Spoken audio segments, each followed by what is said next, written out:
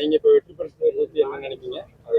இல்லை, இது வந்து ஒரு மக்களுக்கான வெற்றி, தளபதிக்கான வெற்றி, இந்த ஒரு மாற்றத்துக்கான வெற்றி.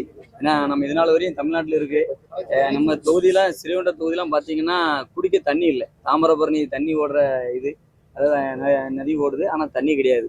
இதெல்லாம் மாற்றத்துக்கான ஒரு தளபதி விஜய் அவர்கள் வந்துட்டாங்க. மாற்றம் இதுக்கு மேலே தமிழ்நாடு முழுவதும் நடக்குது. தளபதி முதலமைச்சராக உறுதியாக வராங்க.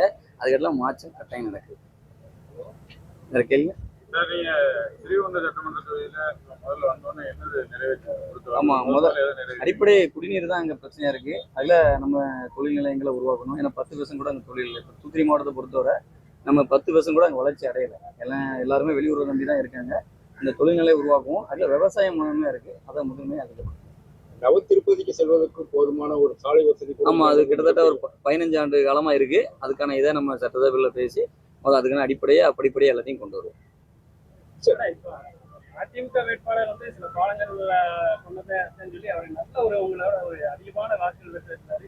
இருந்தபோது நீங்க வந்து இவ்வளவு ஒரு வெற்றியை பெற்றீங்க. இல்ல, அடிப்படையில தண்ணியே கொண்டு வராது, பாலத்தை கொண்டு வந்து நினைச்சிய அடிப்படை நான் இருக்கேன். எம்எல்ஏ நிதி எம்எல்ஏ வந்து நம்ம வருட செய்யணும். 3 வாட்டம் இருந்திருக்காரு, 3 டைம் அமைச்சரா வந்திருக்காரு. பெரும் அளவுல இந்த தொகுதிக்கு ஒன்றும் செய்யலை. ஸ்ரீவைகுண்ட தொகுதியை பொறுத்தவரை பெரும் அளவு அவர் சொல்ற அளவுக்கு ஒன்றும் கிடையாது. ஆனா இதுக்கு மேல வளம் பெறும்.